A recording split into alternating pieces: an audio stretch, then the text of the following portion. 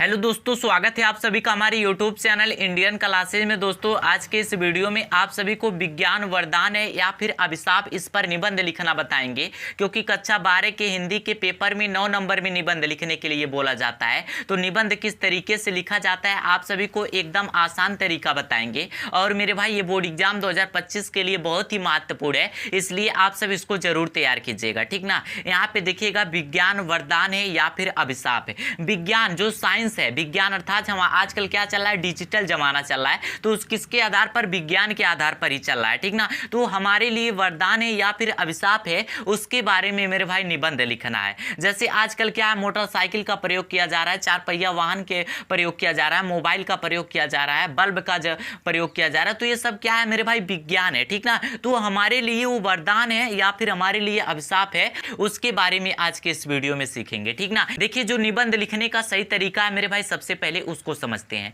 Heading बनाकर निबंध लिखा जाता है, इसके पहले वीडियो में भी आप सबको बताए हैं। अगर आप उस वीडियो को नहीं देखे हैं तो ध्यान से समझने का प्रयास कीजिएगा। देखिए मेरे भाई, हेडिंग बनाया जाता है, जो कि सबसे पहला हेडिंग होता है प्रस्तावना का, और सबसे अंतिम हेडिंग होना चाहिए उपसंहार का। ये 2 हेडिंग तो मेरे भाई फिक्स होता है। कौन कौन? सबसे पहला प्रस्तावना और सबसे अंतिम हेडिंग होना चाहिए उपसंहार का। उसके बीच में जो हेडिंग आप सबको बनाना है, उससे रिलेटेड बनाना है, ठीक ना। जैसे टॉपिक क्या है, विज्ञान वरदान है या फिर अभिशाप, तो उससे रिलेटेड हम कौन कौन सा मेरे भाई हेडिंग बना सकते हैं, उसको क्या किया जाता है, बीच में लिखा जाता है प्रस्तावना और उपसंहार के। देखिए, कहीं कहीं पे आपको देखने को सबसे पहले रूपरेखा मिलता है, लेकिन रूपरेखा का मतलब समझ लीजिए मेरे भाई, जितना हेडिंग आप बनाकर निबंध लिखे हैं, उस हेडिंग को रूपरेखा में लिखा जाता है। जैसे प्रस्तावना बनाए, विज्ञान की देन हो गया, मनोरंजन का साधन हो गया, ये सब हेडिंग बनाकर हम लिखे हैं निबंध, तो उसको रूपरेखा में लिखा जाता है। लेकिन मेरे भाई, उसका कोई मतलब नहीं है। हेडिंग जो बनाए वो तो देखने में भी मिल रहा है, तो रूपरेखा में लिखने की क्या जरूरत है, ठीक ना।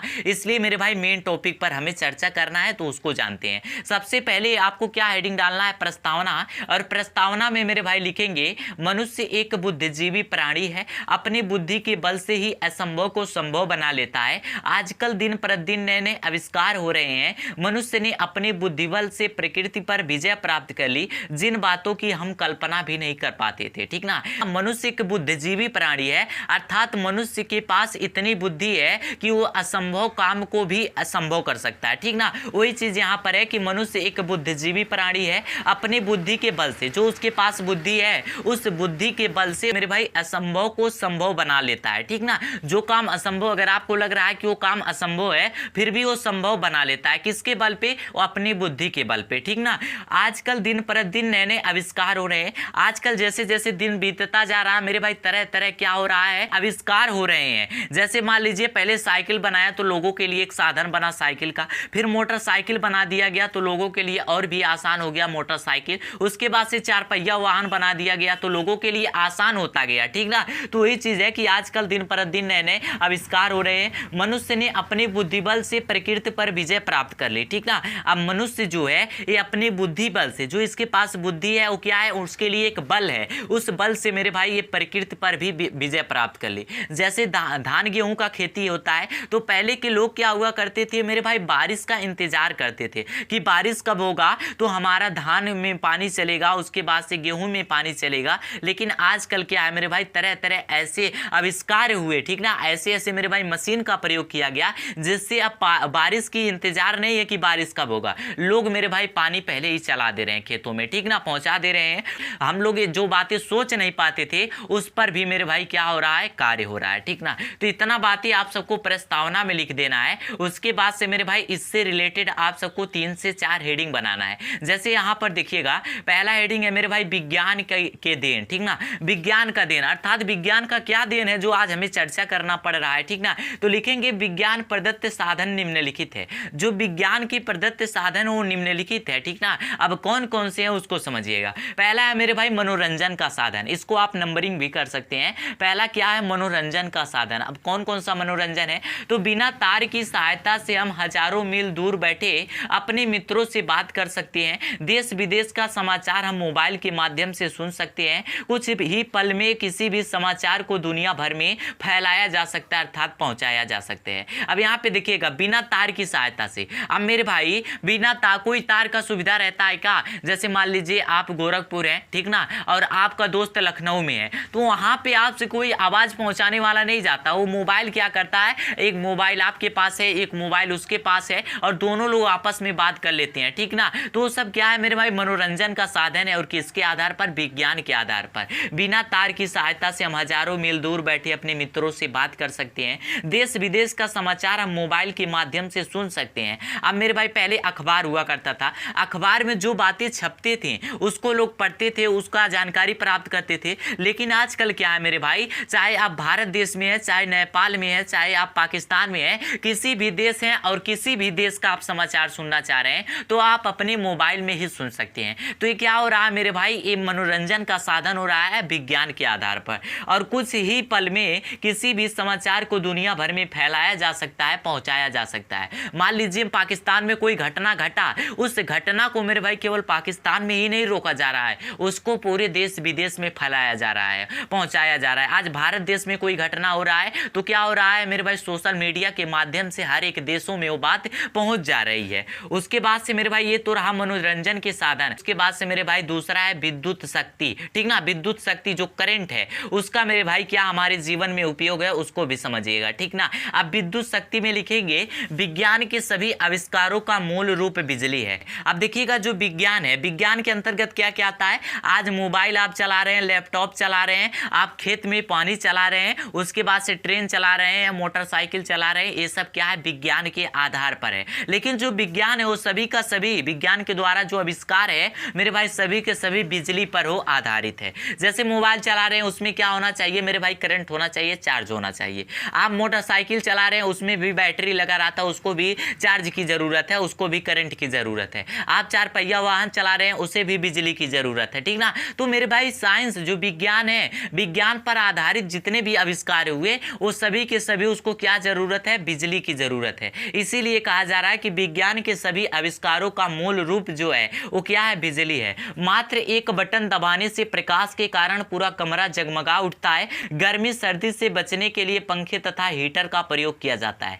जैसे आजकल मेरे भाई क्या है, हर एक कमरे में करंट है, बिजली है, ठीक ना। आप एक बटन दबाएंगे वहां पे बल्ब जलना शुरू हो जाएगा। तो क्या हो रहा है, कमरे में प्रकाश हो जा रहा है। पहले के जमाने में लालटेन का प्रयोग किया जाता था, जो कि मेरे भाई तेल डाला जाता था, उसके बाद से जलाया जाता था, तब उजाला होता था। लेकिन आजकल क्या है, एक बटन दबाए उसके बाद से पूरे कमरे में प्रकाश का उजाला हो जाएगा। वही चीज है कि गर्मी सर्दी से बचने के लिए पंखे तथा हीटर का प्रयोग किया जाता है। मेरे भाई गर्मी से बचने के लिए लोग पंखा चलाते हैं, गर्मी से ठंडक से बचने के लिए लोग हीटर चलाते हैं। तो मेरे भाई क्या है, अगर मनुष्य के पास कोई चीज की कमी है तो विज्ञान के आधार पर वो पूर्ण कर सकता है, ठीक ना। उसके बाद से यहाँ पे देखिएगा, अब तो मेरे भाई आप सबको विज्ञान की देन पर बता दिए। मनोरंजन का साधन हो गया, विद्युत शक्ति हो गया, आप इस तरीके से और भी हेडिंग बनाकर लिख सकते हैं, ठीक ना। उसके बाद से मेरे भाई देखिएगा जो अगला हेडिंग है ये है हानियां। देखिए बहुत ही मजेदार का निबंध है मेरे भाई, आप इसको अगर एक बार समझ लेते हैं ना तो ये रटने वाला टॉपिक नहीं है कि आप इसको रट लेंगे। क्योंकि मेरे भाई देखिए आपके घर बिजली है,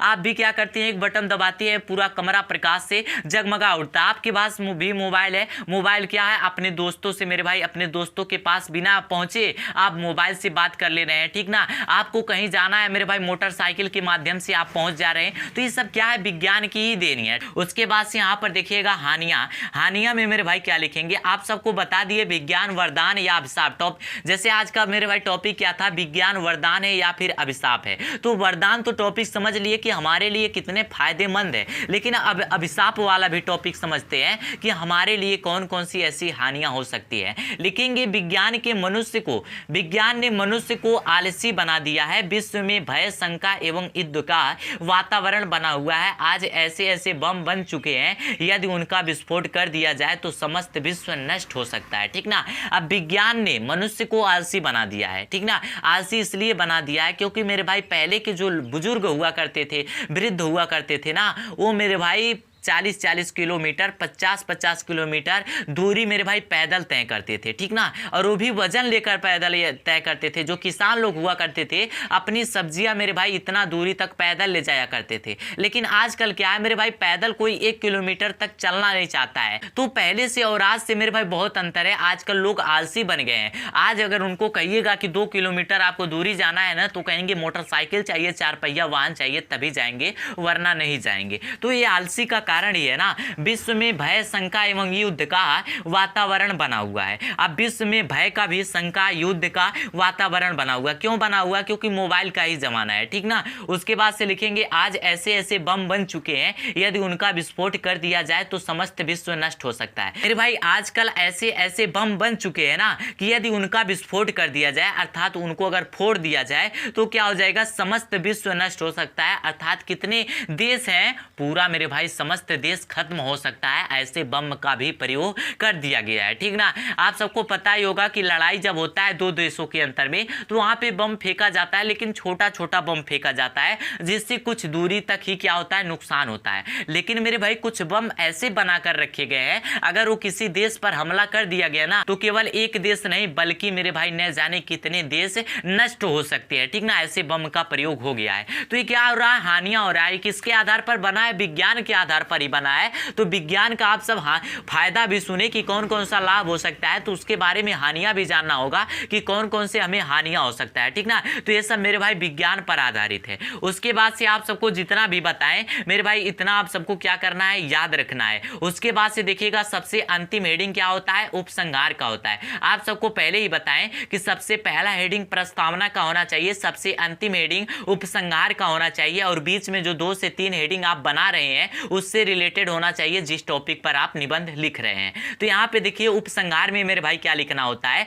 उपसंहार का मतलब सिंपल सा समझिए, उसका सही रास्ता क्या निकाला जा सकता है वही मेरे भाई उपसंहार है। यहाँ पे है विज्ञान मानव के लिए लाभदायक है या हानिकारक है, यह आज विचारणीय विषय बना हुआ है। अंग्रेज के प्रसिद्ध कवि शेक्सपियर ने कहा था कि ना कोई वस्तु अच्छी है ना कोई वस्तु बुरी है, अपने विचारों के अनुसार अच्छा बुरा बनाया जाता है। देखिएगा यहाँ पे विज्ञान मानव के लिए लाभदायक है या फिर हानिकारक है। अगर मेरे भाई आपसे कहा जाए जो साइंस है, जो विज्ञान है, ये आपके लिए लाभदायक है या फिर हानिकारक है, अगर मान लीजिए आप कह दिए कि हमें हानिकारक है, तो मेरे भाई आप अपने घरों में उजाला कैसे लाएंगे, ठीक ना। उसके बाद से अगर आपको मान लीजिए कोई दूरी तय करना हो तो आप किसके माध्यम से दूरी तय करेंगे? तो आप इसको ना ही लाभदायक कह सकते हैं ना ही हानिकारक कह सकते हैं, क्योंकि इसमें दोनों चीज है, ठीक ना। लाभदायक भी है हानिकारक भी है। उसके बाद से यहाँ पे मेरे भाई है कि अंग्रेज के प्रसिद्ध कवि शेक्सपियर ने कहा, अंग्रेज के एक प्रसिद्ध कवि थे, उनका नाम था शेक्सपियर, ठीक ना।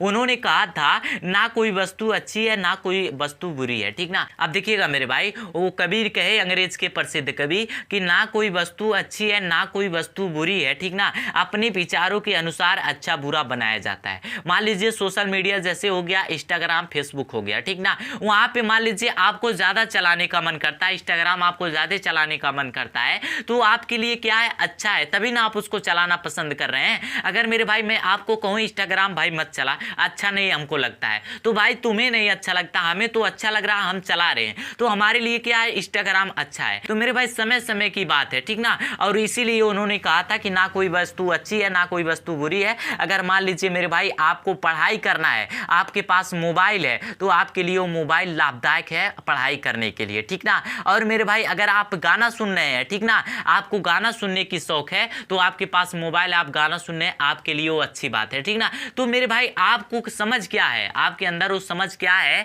कि हमारे लिए मोबाइल अच्छी बात है या बुरी बात है, ये आप पे निर्भर करता है। तो मेरे भाई ये रहा विज्ञान वरदान है या फिर अभिशाप रहे, इसका मेरे भाई निबंध इस टॉपिक पर, ठीक ना। यहाँ पे कितने आप सबको हेडिंग बनाया, पहले बताया प्रस्तावना, दूसरा है विज्ञान की देन, उसके बाद से मनोरंजन का साधन हो गया, विद्युत शक्ति हो गया कि विज्ञान से क्या हानि होने वाला है, उपसंहार है। इस तरीके से मेरे भाई आप सबको निबंध देखने को मिलेगा, ठीक ना। और भी महत्वपूर्ण निबंध अगर पाना चाहते हैं तो हमारे चैनल को विजिट करके प्लेलिस्ट वाले ऑप्शन पे जाएंगे, वहां पे आपको हिंदी का प्लेलिस्ट देखने को मिलेगा, जिससे आपको सभी महत्वपूर्ण निबंध पत्र लेखन वहां पे मिल जाएगा, आप अपना वहां से तैयारी कर सकते हैं। तो दोस्तों उम्मीद करता हूं ये वीडियो आपको पसंद आया। अगर वीडियो पसंद आया तो एक प्यारा सा लाइक कर दीजिएगा। हमारे चैनल पे नए आए हो तो हमारे चैनल को सब्सक्राइब कर दीजिएगा, और इस तरीके से हर रोज शानदार वीडियो पाने के लिए हमारे चैनल से जुड़े रहिएगा। मिलते हैं अगले शानदार वीडियो में, तब तक के लिए जय हिंद जय भारत।